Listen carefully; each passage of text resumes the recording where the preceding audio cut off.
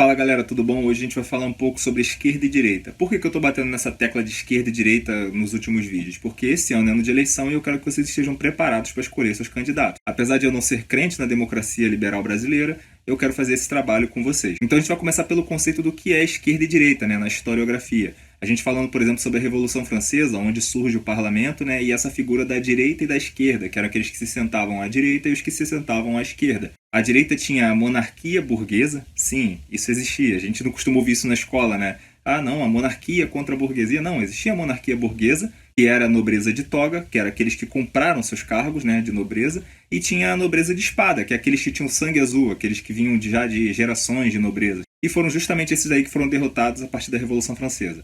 Então essa alta nobreza, que seria a nobreza de toga, e a alta burguesia, que seriam os grandes burgueses daquele período, se sentavam à direita, defendendo seus interesses. E à esquerda sentava uma pequena burguesia, lembrando que o camponês nesse período era muito pouco representado por esse parlamento. Então era mais uma questão de nobreza e grande burguesia contra a pequena burguesia. E por que eu quero falar sobre isso? Porque se a gente olhar com esse conceito hoje, a gente não vai conseguir ter a noção da realidade. Assim como se a gente ficar preso numa visão marxista do século XVIII sobre o que é o capitalismo, a gente também não vai conseguir ver como ele se modificou e como ele funciona hoje. Então, o que seria mais correto, entre aspas? Porque definir bem o que seria direita e esquerda num ponto rígido é muito difícil. Eu poderia falar para vocês, por exemplo, que a esquerda e a direita se definem sobre o tamanho que você quer do Estado. Ah, Matheus, eu quero o Estado grande, eu quero o Estado mínimo. E isso definiria se você é de direita. Não é tão correto afirmar isso, mas eu acho que essa seria uma perspectiva um pouco mais ideológica e mais racional de se separar as coisas. Hoje o que acontece, na verdade, é que tanto esquerda quanto direita estão baseadas única, quase exclusivamente, para não dizer completamente, em opiniões sobre notícias, opiniões sobre debates. Ah, você é contra ou a favor do aborto. E isso não necessariamente significa você ser de esquerda ou de direita.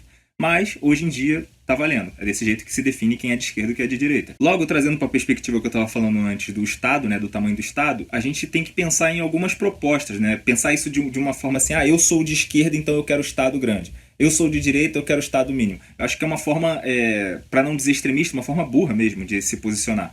Porque como é que eu posso defender só por ser de esquerda o Estado grande em tudo? Vamos pensar por parte. Por exemplo, eu, na questão armamentista, penso que o Estado não deve interferir, porque se ele interfere, ele detém o monopólio das armas e da violência. Logo, a vontade do Estado, além de ser soberana pela forma legal, legislativa, econômica, e também se torna bélica militar. Ou seja, o Estado ele concentra em si muito poder.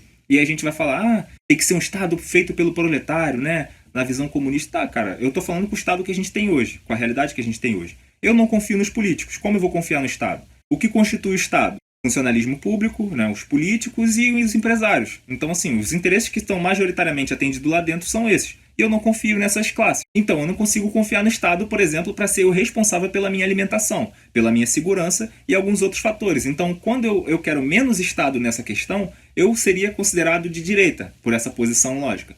Mas eu também quero mais Estado em outras questões que eu penso que são estruturais e só podem ser resolvidas com grande interferência do Estado para dar um ponto final naquilo e construir uma coisa nova. Por exemplo, a questão da educação. Eu acredito que sim, é responsabilidade do Estado e ele tem que cumprir isso de uma forma efetiva, para que a gente possa ter uma melhoria social. E isso faz parte também da nossa soberania, que é a visão que eu enxergo. A questão da saúde, por exemplo. Eu acredito que sim, é o papel do Estado prestar esse tipo de serviço. O transporte, por exemplo, a questão energética, e entre outras que são fundamentais para que a gente seja uma nação desenvolvida. Isso não pode ficar na mão do setor privado. Logo, eu acredito que deveria sim haver mais Estado nisso, mesmo eu não confiando no Estado. Eu acredito que o Estado é quem tem que gerir isso. Então eu estaria mais à esquerda. Só que eu não posso simplesmente falar, eu sou de esquerda, eu quero um Estado grande para tudo. Porque um Estado que é muito grande, ele detém muito poder e muita influência sobre a vida das pessoas. E isso, num longo prazo, até mesmo numa perspectiva que a gente tem hoje, dificultaria o próprio processo que a esquerda diz defender, que seria um processo revolucionário, que colocaria o capitalismo abaixo, etc. Como você vai fazer uma revolução com um Estado tão forte? Principalmente esse Estado sendo um Estado capitalista. Porque a gente não está falando aqui de uma democracia popular, a gente não está falando de um comunismo e etc. A gente está falando de um Estado capitalista burguês liberal, onde quem vai dominar são justamente essas classes, o funcionalismo público, os políticos e os empresários, Então, quando a gente fala dessa perspectiva de um Estado grande, a gente está falando em dar poder para esses grupos. Ou seja, a gente está falando em dar poder para os partidos,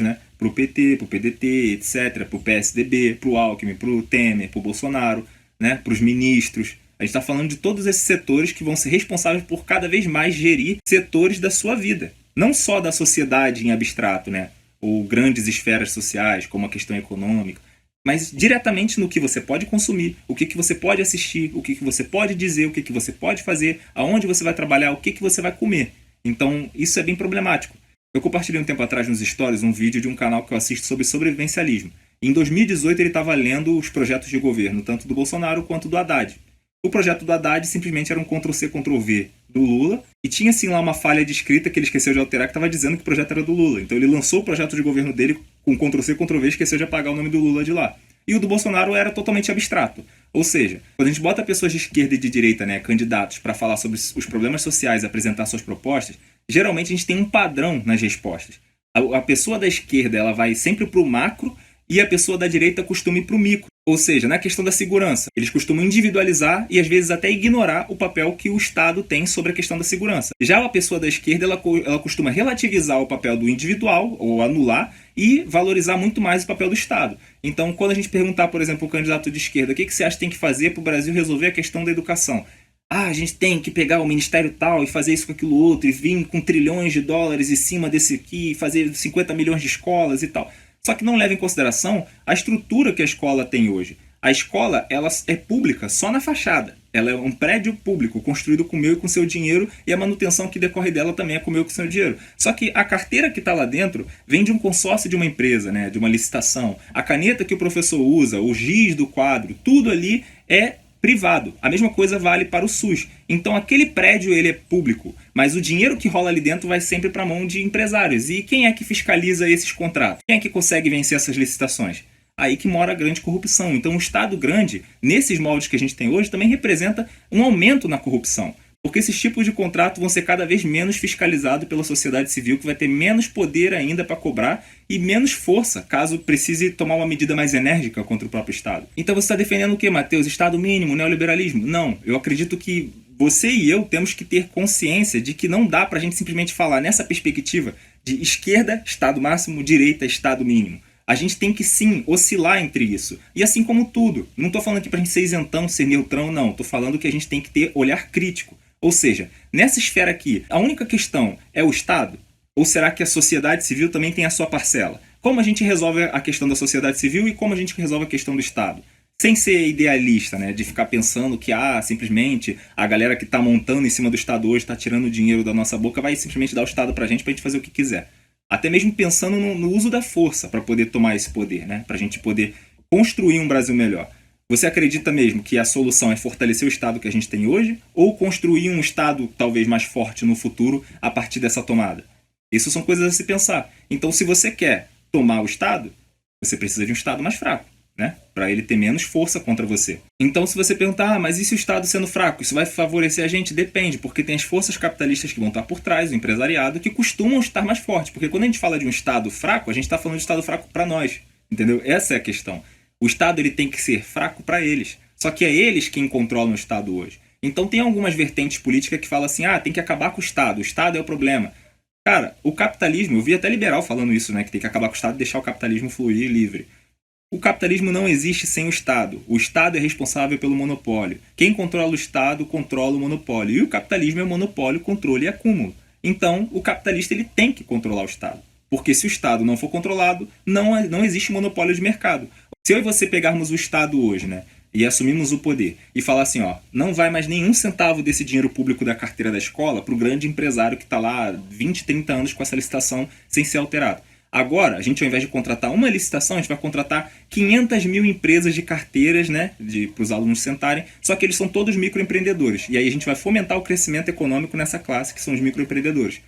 O grande capitalista ele vai surtar. Por quê? Porque é dali que vem o monopólio dele. Ele era o único responsável por vender cadeira para todas as escolas do Brasil. Agora isso vai ser dividido, fatiado, e essa verba, né, que antes se concentrava nas mãos deles e ia para fora do país, agora vai ser distribuída na classe mais pobre, né, mas na classe mais popular desses microempresários e que vai gerar mais emprego. Lembrando que o setor, né, de serviços, 70% dos empregos até 2018 eram única e exclusivamente criados por microempreendedores. Então a gente está falando da onde o pobre trabalha. Ele trabalha para micro. Entendeu? O grande ele não gera tanto. Então, quando a gente fala desse debate, por exemplo, do enfraquecimento do Estado para o grande capitalista, a gente está falando também que a gente tem que fortalecer essa relação do Estado com o microempreendedor. Então, por isso que quando a gente fala, por exemplo, da perspectiva marxista, que fala o problema é o patrão, como é que eu vou conseguir dialogar com esse microempreendedor, na comunidade até, né? na favela, que está cheio de microempreendedores, se o meu discurso é o patrão tem que se ferrar mesmo, entendeu? Isso aí é tudo funcionário, sei lá o quê, tem que meter o 7 no patrão. Não, cara, eu acho que a gente tem que saber diferenciar de quem a gente está falando. Entendeu? A gente está falando do microempreendedor, que ele também acorda cedo para ralar, para tentar ganhar uma coisinha na vida, e ele que gera emprego, ou a gente está falando do grande empresário que vende carteiras para as escolas há 30 anos, sem nunca sair daquela licitação? Então eu queria trazer esses debates para vocês, o vídeo já está um pouco longo, eu vou encerrar por aqui. Se vocês gostaram desse formato onde eu falo um pouco mais sobre a questão de como o Estado funciona, quais relações de poder, quais interesses tem no Brasil, entendeu? Entre esquerda e direita, se vocês quiserem que eu fale até um pouco sobre partidos e projetos de governo, de candidatos específicos, pode deixar aí no comentário que eu vou estar olhando e a gente pode estar lançando esse conteúdo que até as eleições dá tempo para falar sobre bastante coisa. É isso, galera. Obrigado pela atenção até aqui.